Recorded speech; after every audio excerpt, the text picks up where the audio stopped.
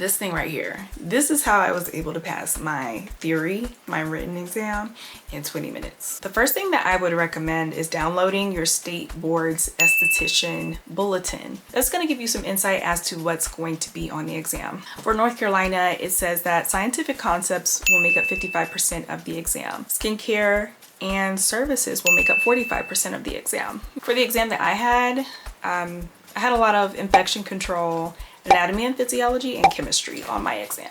The books that your school had provided to you once you had enrolled and you started your first day of classes, those are the books that you will need to review. Some other resources that you might consider are QUIZLET. You should also consider doing KAHOOTs, because I know with KAHOOTs you can play with others or you can just play solo, but it's great to have, great to study with. I highly recommend this Pivot Point exam prep book. This is what's going to make that exam easy for you.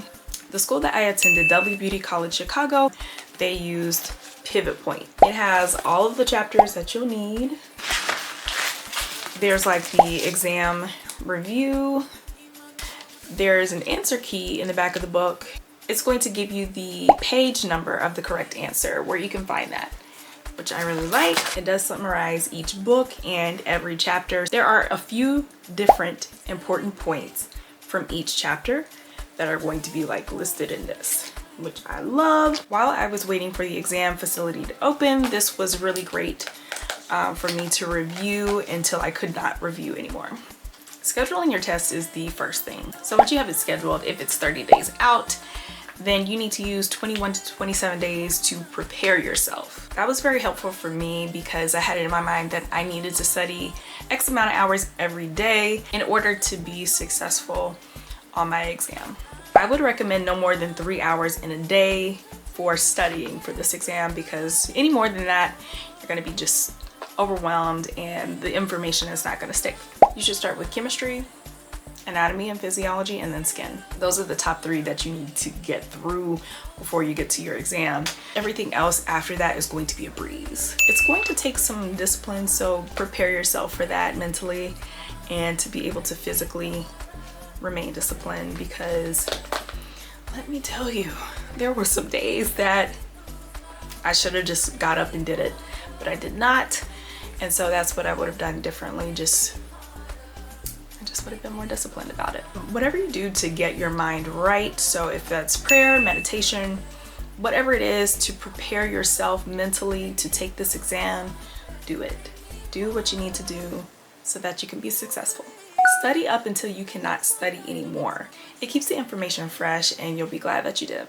2 things that I saw in my exam that you may want to look out for. There was a question about oral dermatitis.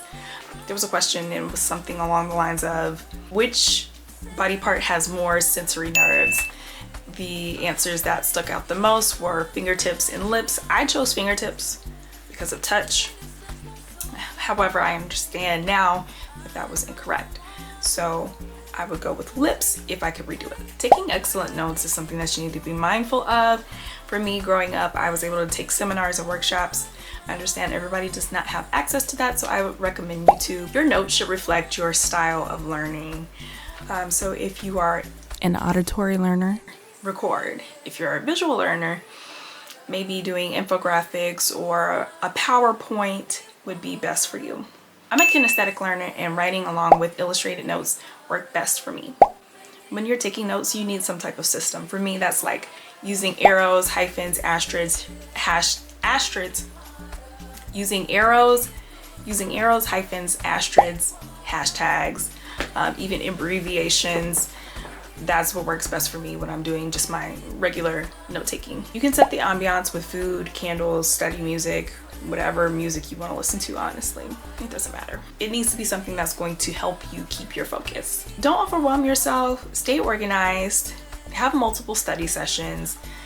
So it can be anywhere from 30 minutes to 3 hours, I would recommend. Give yourself breaks as well. That's one thing that I did not do. But if I could do it over, I would do that. So the day before the exam, what you need to do, you need to make sure that you review the bulletin. You can pray, you can meditate, you can review a little. For the day of the exam, make sure you eat a filling breakfast. I had a protein shake and that was good enough. And the last thing you want to do is just take a nice deep breath before you go in there, because you don't need to go in there, you know, just worried. You won't do well with a lot of worrying, with a lot on your mind. So just inhale, exhale, and get through it. That was all for this video. I hope you enjoyed.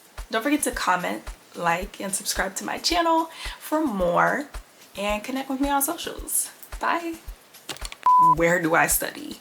If at home is not ideal for you, then here are some alternatives. The ideal place of study is going to include good lighting. It's going to be quiet. It's going to be adequate for your needs, okay? Maybe you have a neighbor, a family member, a friend that has like a little quiet spot in their home that they don't mind you using. Just ask and see. Coffee shops, obviously not during peak, can offer a nice little quiet atmosphere for you to do some studying. Libraries offer small quiet spaces that you can sign up to utilize for a set amount of hours. Those are perfect. Bye.